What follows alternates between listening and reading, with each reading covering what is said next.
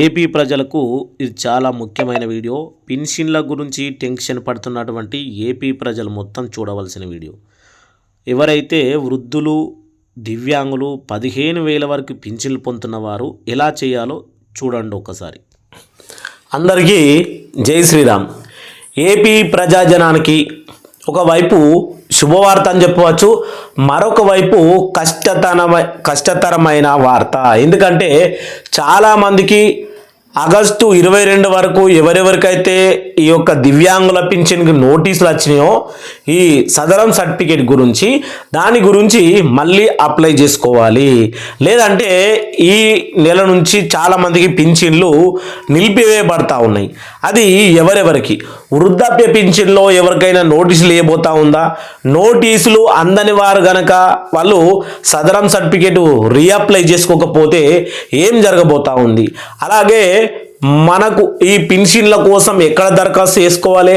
అసలు MRO office, MPDO office కార్యాలయాల చుట్టూ తిరిగి జనం అంతా నిజంగా అలసిపోవాల్సిందేనా? ఇలాంటి విషయాల గురించి స్పష్టంగా మాట్లాడుకుందాం. ప్లీజ్ ఛానల్ మాత్రం సబ్స్క్రైబ్ చేసుకొని వీడియోకు ఒక లైక్ కొట్టి మీరు అందరు షేర్ చేయాలని కోరుకుంటున్నా. ప్రస్తుతానికి ముందుగాల దివ్యాంగ పెన్షన్లకు ఎవరైతే ఏపీలో ఉన్నటువంటి దివ్యాంగులకు, వృద్ధులకు ఇది చాలా కష్టము. ఎందుకంటే మనము ఎంపీడీఓ ఆఫీసుల చుట్టూ, ఎంఆర్ఓ ఆఫీసుల చుట్టూ, ఏదంటే మనకు వయసు ధృవీకరణ పత్రము, సదరం సర్టిఫికేట్ గురించి అయితే ఏదైతే మనకు డిస్టిక్ ఉంటుందో డిస్టిక్లో ఉన్నటువంటి ఆసుపత్రిలోకి వెళ్ళి అక్కడ చెకప్లు చేయించుకొని ఇదంతా చేసే వారికి నిజంగా మనతో అయిద్దా అనుకునేటోళ్ళు ఖచ్చితంగా మీతో అవుతుంది. ఈ వీడియోను లాస్ట్ వరకు చూస్తే మీకున్నటువంటి ప్రాబ్లాలు ఎలా సాల్వ్ చేసుకోవాలి, పింఛని కట్ అయ్యే వాళ్ళకు, అలాగే నోటీసులు వచ్చిన వాళ్ళకు, వృద్ధాప్య పింఛన్ కొత్తగా పొందాలనుకునే వారికి, వృద్ధాప్య పింఛన్ ఆల్రెడీ పొందుతున్న వారికి అసలు ఉంటుందా లేకపోతే మరి కట్ చేయబడుతుందా అనేటటువంటి విషయాన్ని కూడా పూర్తిగా తెలుసుకుందాం. ప్లీజ్ వీడియో ఎండ్ వరకు చూసే ప్రయత్నం చేయండి. కొత్త పాత పింఛన్లు దివ్యాంగులకు, వృద్ధులకు 6,000 పింఛన్, అంటే మామూలు వృద్ధాప్య పింఛన్ 4,000 నుంచి దివ్యాంగ పింఛన్ 6,000, 15,000 పింఛన్ వరకు దీనిలో అప్డేట్ ఉంది. అంటే 15,000 పింఛన్ తీసుకునే వాళ్ళ దాకా కట్ అయిన వాళ్ళయి, అలాగే నోటీసులు వచ్చిన వాళ్ళయి, ఇంకా నోటీసులు రాబోతున్న వాళ్ళే. అలా కొత్త వారు పింఛన్ రద్దు అయితే దరఖాస్తు ఎట్లా చేసుకోవాలి, అర్హతలు, దరఖాస్తు విధానాలు ఇవే.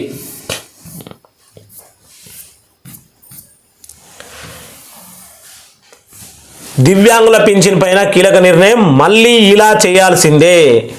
ఏపీ పింఛన్ ఎన్టీఆర్ భరోసా పథకం దివ్యాంగులు పింఛన్ కీలక నిర్ణయం మళ్ళీ ఇలా చేయాల్సిందే అంటూ వచ్చిన అప్డేట్.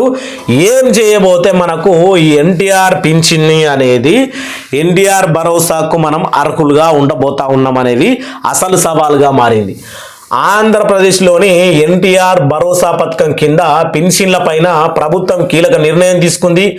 ఆరోగ్య దివ్యాంగులకే కేటగిరీలో ఇప్పటి వరకు పెన్షన్లు పొందుతున్న వారిలో నిజంగా అర్హులు కాని వారిని గుర్తించేందుకు తనిఖీలు చేపట్టారు. ఈ తనిఖీల్లో అనర్హులుగా తేలిన వారికి ఇప్పటికే నోటీసులు జారీ చేస్తున్నారు. కానీ ఎవరైనా పొరపాటున అనర్హుల జాబితాలో చేరిన తాము అర్హులమని నిరూపించుకునే అవకాశం ఉందని అధికారులు స్పష్టం చేశారు. ఇక్కడ ఏంటంటే మనకు అర్హత ఉండి సదరం సర్టిఫికెట్ 40 కంటే ఎక్కువగా మనకు పర్సంటేజ్ ఉన్నా కానీ మనము అనర్హుల లిస్టులో కనుకంటే పింఛని తొలగించబడినా, మనకు ఎలాంటి నోటీసులు వచ్చినా మళ్ళా మనము దాన్ని మేము అర్హులము అంటూ ఇక్కడ మనం అర్హులము అని నిరూపించుకునే అవకాశం ఉందని అధికారులు ఇచ్చినటువంటి ఈ స్టేట్మెంట్. అంటే చంద్రబాబు నాయుడు గారు చెప్పినటువంటి విషయాన్నే అధికారులు మనకి ఇచ్చిన విషయం. మరి ఇక్కడ చూద్దాం ఒకసారి. నోటీసు అందుకున్న వారు తమ సమీపం ఎంపీడీఓ కార్యాలయం లేదా మున్సిపాలిటీ కమిషనర్ వద్ద అపీల్ చేయవచ్చు. అక్కడ తమ అర్జీని సమర్థిస్తే అధికారులు దానిని పెన్షన్ ఫోల్డర్లో నమోదు చేసి తదుపరి దశలకు పంపిస్తారు. అనంతరము లబ్ధిదారులను ఆసుపత్రికి పిలిచి వైద్య పరీక్షలు నిర్వహిస్తారు. వైకల్యం 40 కన్నా తక్కువ ఉంటే పెన్షన్ రద్దవుతుంది. 40 పైగా ఉన్నవారికి మాత్రం తగిన పింఛని కొనసాగుతుంది అని ప్రభుత్వం తెలిపింది.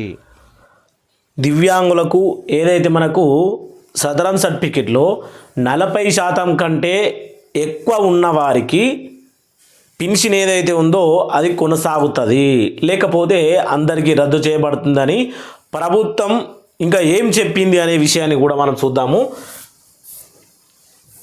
ఇప్పటి వరకు అధిక మొత్తం పొందుతున్న దివ్యాంగులు కానీ తీవ్రమైన అనారోగ్యం లేనివారు వారికి పింఛన్ 15,000 నుండి 6,000కే. ఇక్కడ ఏంటి అంటే అధిక మొత్తం అనారోగ్యమైన లేనివారు మామూలు దివ్యాంగులకు 6,000 మాత్రమే, 15,000 నుంచి 6,000కు పరిమితి చేయబడ్డాయి. వృద్ధుల కేటగిరీలో వచ్చేవారికి మాత్రం 4,000 పింఛన్ ఇవ్వబడుతుంది. లబ్ధిదారులకు ఏవైనా సందేహాలు ఉన్నా, ధృవీకరణలో ఇంకేవైనా తేడాలు ఉన్నా అపీల్ చేసుకోవడానికి ప్రత్యేక అవకాశం కల్పించారు. గ్రామ వార్డు సచివాలయం ద్వారా ఉచిత ధృవీకరణ పత్రాలు కూడా అందజేయనున్నారు. మన గ్రామాల్లో ఏదైతే ఉందో మనకు ఒకవేళ తీవ్రమైన దివ్యాంగం అంటే మనకు పుట్టుక నుంచే కొందరికి కాళ్ళు కానీ అంగవైకల్యం పుట్టుక నుంచే ఉంటుంది, అలాంటి వాళ్ళు కానీ ఏదైనా యాక్సిడెంట్లో అంటే ఏమన్నా ప్రాబ్లం జరిగిన వారికి కానీ వాళ్ళకు తీవ్రంగా ఉంటే 15,000 రూపాయలు అంగవైకల్యం. ఇక్కడ అలాంటి ఎవరికైనా మిస్టేక్ జరిగిన ఉంటే గ్రామ పంచాయతీల్లో కానీ మనకు మున్సిపాలిటీ కార్యాలయాల్లో కానీ ఖచ్చితంగా మీరు అప్పీల్ చేసుకోవచ్చు అని ప్రభుత్వం సూచించడం జరిగింది. మీకు కనుక ఏమన్నా అర్హులు అయి ఉండి మీరు అనర్హుల లిస్టులోకి వెళ్తే ఖచ్చితంగా మీరు చేయాలి. ఇక్కడ ఏ డేట్ వరకు చేయవచ్చు అని కూడా చెప్పడం జరిగింది. ఏ డేటు అనేది ఇప్పుడు చూద్దాం. ప్రభుత్వం ఈ చర్యల ద్వారా నిజమైన అర్హులకే పెన్షన్లు అందేలా చూసే లక్ష్యం పెట్టుకుంది. అనర్హులుగా తేలిన వారికి నష్టం జరగకుండా వితంతు పింఛన్ అర్హత ఉన్నవారికి ఆ పింఛన్ మంజూరు చేస్తారు. వృద్ధాప్య పింఛన్ ఉంటే వృద్ధాప్య పింఛన్ మంజూరు చేస్తారు. ఇంకా ఏది లేకపోతే వాళ్ళకు పింఛన్ అనేది రాదు, మంజూరు చేస్తామని అధికారులు స్పష్టం చేశారు. ఈ యొక్క ప్రక్రియ ఆగస్టు 25 లోపు పూర్తి చేయాలని ప్రభుత్వం నిర్ణయించింది. ఏదైతే మనకి ఇప్పుడు ఉన్నటువంటి దివ్యాంగుల పింఛన్ కానీ వృద్ధాప్య పింఛన్లు కానీ మీకు ఏమైనా సందేహాలు ఉంటే మీ గ్రామ పంచాయతీలలో సిటీల్లో ఉండేవాళ్ళు మున్సిపాలిటీ కార్యాలయాల్లో అలాగే మన వార్డు సచివాలయాలు ఉంటాయి, వార్డు సచివాలయాల్లో కూడా మనం ఈ పనులు చేసుకోవచ్చు. ఎవరంటే సిటీలో ఉన్న వారికి వార్డు ఉంటుంది, 1వ వార్డు 2వ వార్డు 3వ వార్డు అని. ఇలా వాళ్ళ వార్డుకి ఎవరైతే ఉంటారో నెంబరు వాళ్ళతోటి ఈ యొక్క ప్రాబ్లం అనేది క్లియర్ చేసుకోవచ్చు. ప్రతి ఒక్కరూ ఆంధ్రప్రదేశ్లో ఉన్నటువంటి జనాభాకు సంబంధించి ఈ వీడియో అనేది అందరికీ స్ప్రెడ్ అవ్వాలని కోరుకుంటున్నా. ప్రతి ఒక్కరు వీడియో చూసిన వాళ్ళు ఈ వీడియోని షేర్ చేయరు. దీనికి మాదిరిగానే మనకు నెక్స్ట్లో ఇంకో వీడియో చాలా మంచిగా అంటే డీటెయిల్స్గా కొంచెం లెంత్ ఎక్కువైనా కూడా మీకోసం వీడియో అనేది వస్తుంది. కానీ మన ఛానల్ మాత్రం సబ్స్క్రైబ్ చేసుకొని వీడియోను అందరికి షేర్ చేసి కింద హైప్ బటన్ మాత్రం స్కిప్ చేయండి నాయన, లేకపోతే యూట్యూబ్ ఈ వీడియోని ఎవరికి తీసుకెళ్తలేదు. మీ అభిప్రాయాన్ని కామెంట్ చేయండి. అందరికీ జై శ్రీరామ్, జై జై శ్రీరామ్.